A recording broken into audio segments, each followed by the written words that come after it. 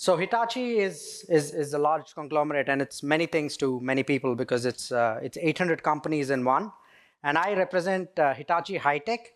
So in my journey of 8 years that I've been with Hitachi, I've been across Hitachi's electrification business, the EV business that Hitachi is in, where we were selling EV batteries in a leased and in a financed model. And right now, I'm part of the Hitachi High-Tech business, which is primarily a manufacturing business, where we are working with the semiconductor, with the healthcare, with the battery manufacturing businesses. We are producing equipment as well as we are looking to be more sustainable. Now, as an organization, what we're trying to do is we're trying to move first from being a manufacturing organization to be a manufacturing plus digital organization, and from there to be a sustainable organization. So you can imagine the struggle that we are going through. So in today's topic, I'm going to be addressing three main areas. One is what is the need for the environmental focus for Hitachi, for all of us, for the world, why it's relevant for Hitachi High-Tech as a business.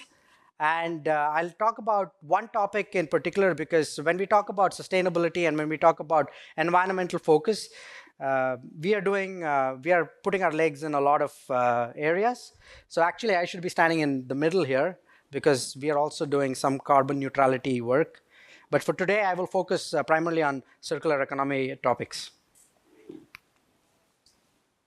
So the need for environmental focus, I think a lot of you spoke about it. I will be repeating some of the things from some of the other presentations that were done. So I think there was a presentation in the morning which said, business as usual is no more possible because we will need more Earths than we need if we are running the same way. I think the reference was 1.75 Earths that would be required. So that's one of the aspects that we are looking at. So if you look at why we need a greener economy, there are three main buckets. One is there is a social reason. Two is there is a regulatory reason, and three is there's an economic reason. So the social reason is obviously it's not possible for us to be where we are. And second, climate change is affecting everything from geopolitics to migration to how we are living, right? Life expectancies in different countries are different, and it's all a result of climate change. The second aspect is the regulatory aspect. Again, EU claims to be climate neutral by 2050, and that is exactly what we are leveraging as well as our business. We want to use the force that the governments are putting on companies to become more climate neutral, and we're trying to generate an economic business case out of it. That's precisely what we're doing, and the reason we're doing it is because there is a positive economic case to it, right? If you look at the TCO, or if you look at the reason for doing it, there is enough financial reasons that suggest that we should be sustainable as a business. And then, the last point over there around the long-term economic resilience, right? I mean, if you look at the world today with all the COVIDs and the wars that have happened, we've seen how it has changed the cost of living for everyone involved. And moving to a more sustainable ecosystem can actually try to augment some of that. Given that, we looked at what are the key macro trends. I mean, if you look at all of it, the top macro trends, I mean, you can go pages on macro trends, but if I pick 7 of them, which are important, at least for my business, and they are here, right? One is the regulatory changes and the reporting standards. I think every organization is being asked today to report their CSRs and their corporate sustainability reports. So that is already pushing organizations and our supply chains to be more sustainable. Second is the resource efficiency that comes with circular economy. If you look at European Union alone, right, and the battery manufacturing in Europe, there isn't enough raw material to actually source and produce batteries in Europe. So urban mining is something that is extremely important, and that is what we are trying to build upon. So we're trying to build a circular economy for battery circularity, which then results in an urban mining where we can generate black mass out of existing batteries that are in use. We've not yet been successful with that. I think everybody's struggling with that, but that's the aim. The second is decarbonization and energy transition. I think this is a given. everybody is moving towards that. I'll talk about this a little bit later, what we are doing with respect to energy transition. Nature positive strategies, climate resilience and adaptation, sustainable finance and investment. I think in the previous presentation, they spoke about a lot of green funds, green bonds, and a lot of money that is being put there by the governments to fund this. And that is true. And that is also something that we are trying to leverage upon. We are partnering with universities. We are building university corporate partnerships and trying to address some of this. And finally, technology for sustainability is what. And why is all of this relevant for us as Hitachi? If you look at the major greenhouse gas emission producers, on the top sector, if you look at the CO2 emissions, we operate in 5 of the 8 sectors there. So we are there in energy, we are there in transport, we're there in manufacturing, industry, and industry. So these are the areas we are there on the CO2 emissions, and on the methane emissions, we are there in the agriculture space. So we have equipment that operate in all of these areas. So it is very, very important for us to be more sustainable, and also for our supply chain to be more sustainable. So what we are doing now while building our business for environment is we've picked 4 topics which we can directly influence through our business, and those are energy, manufacturing, transport, and agriculture. Now, when we speak about this, it's extremely big, right? These topics in itself are very huge. So what we've done is we've divided our market into 3 sectors or 3 areas. One is we've identified what are the major industry sectors where we are operating. And within those major industry sectors, we've identified different segments that we can actually be effectively operating in. So for example, renewable energy is one of the areas that we are quite active in today. We are very, very strong in material production as being a manufacturing company. And typically when we talk about material, it's material catalysts where we are active. So we are looking at, can we produce material catalysts that can be used in hydrogen production? Can we produce material catalysts that can be used in carbon storage or CCUS, carbon utilization and storage, and direct air capture based technologies? Waste management is another area that we are looking at. Batteries, again, I'll talk about this as I go through my presentation, but as of today, we are quite active in producing equipment that manufacture batteries. So we do this for some of the big companies like Tesla, we do this for Toyota and some of the others. So we have the customer ecosystem with us. So what more can we do in that space is what we are looking at. Soil management, like I said, we have some equipment which is an X-ray, XRF, X-ray material identification. So it's a handheld device, which we are also using for battery circularity. We are also using that for soil management and raw material extraction. Again, energy storage is a big topic for us because we have our own organization, Hitachi Energy, which is quite active in that space. So if you look at from an organizational perspective, we are operating in all of these areas, but we are operating in all of these areas as silos. So the first step that we are trying to do is, how do we bring all of this together and work as one organization to address and build these changes? And the third layer is the regulations. And we've looked at, while we talk about sectors and segments, they are still broad. We looked at what are the sectors and segments that are majorly influenced by regulations, and how do we pick that as our next scope of services. So given that, we've seen a huge change in the market dynamic, right? And it's primarily driven by 3 aspects. One is the regulations, the technology, and the customer.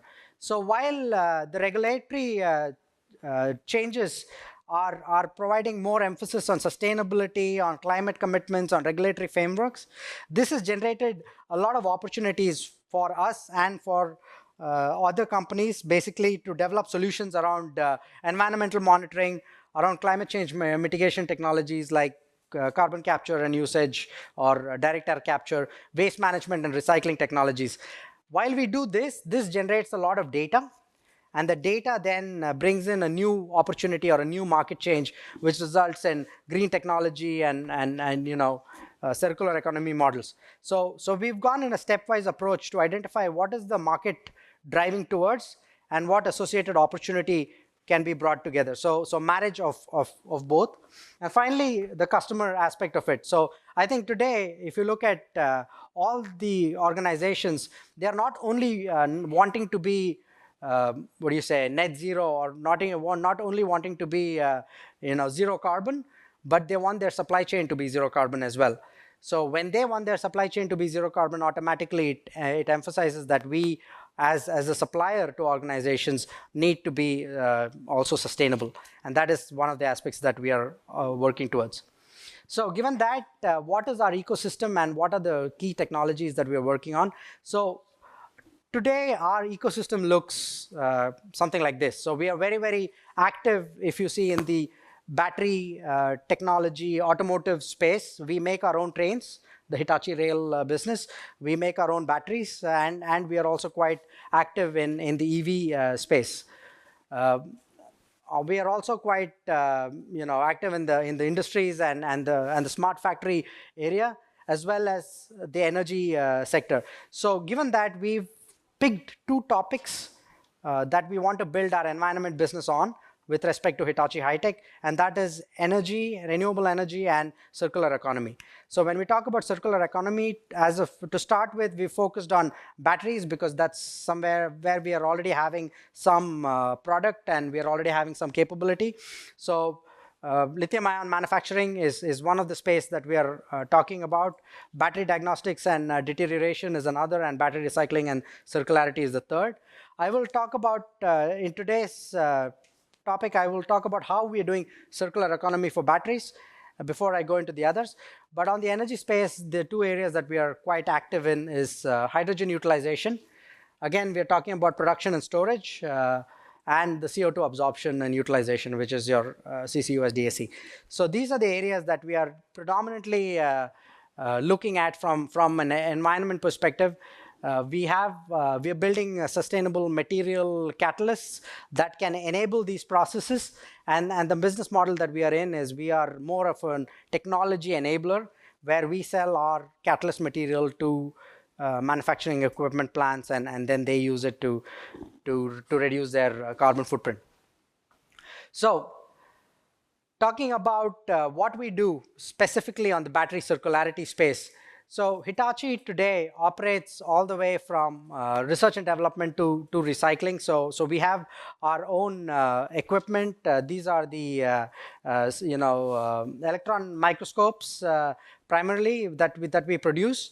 And these are large microscopes that are already today being sold in different plants for semiconductor development as well as battery. We also make the calendaring machines and the X-ray inline inspection machines. This is more from a manufacturing space. So in the research and development, manufacturing, on the quality control, we also have tabletop microscopes that we sell. And on the operations side, we've built some technology elements around the battery diagnostics or material analytics solutions. And in the recycling, like I said, we have the handheld device which is used for material identification. So to this, what we are doing now is we've added additional digital capability, which looks at not only producing and manufacturing, but also informatics. So material informatics, process informatics, and operational informatics on top of the manufacturing space. And with this, we build our overall value chain towards sustainability. So where we are looking at different business cases, where in the manufacturing solution, we not only now sell our products, but we are also identifying how we can value add our services by providing more inspection solutions. We built the EV transition simulator and the SOH, the state of health degradation analysis. So this directly is being partnered with a company which is to produce the digital product passport for batteries. So the battery passport. So essentially what we're doing here is we don't own the battery passport, but our partner owns the battery passport, but we are doing the degradation analysis and the material traceability part of the battery analysis. And then all the way to recycling, where we are able to also provide the solutions around X-ray, inline X-ray analysis for for both manufacturing as well as recycled equipment product. So the idea is to address this across the value chain, across various customers, and see if we can build a key solution for the market. That said, again, this is exactly what I voiced over. At the different steps, we are not doing all of this today, but essentially this is what we want to do.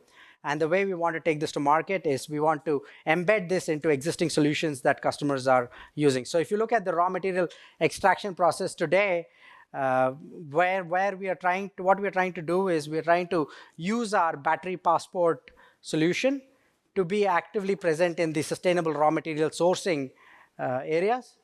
In the material processing space, we are having equipment that can do both inline contamination analysis as well as offline contamination analysis and material identification. In the battery manufacturing space, this is something that we are already quite active in. We are already providing a lot of these services to customers around inline, nearline, and offline analysis.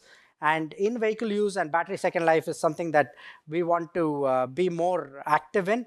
Today, we are quite present with respect to the battery, battery financing solutions from Hitachi on the in-use vehicles.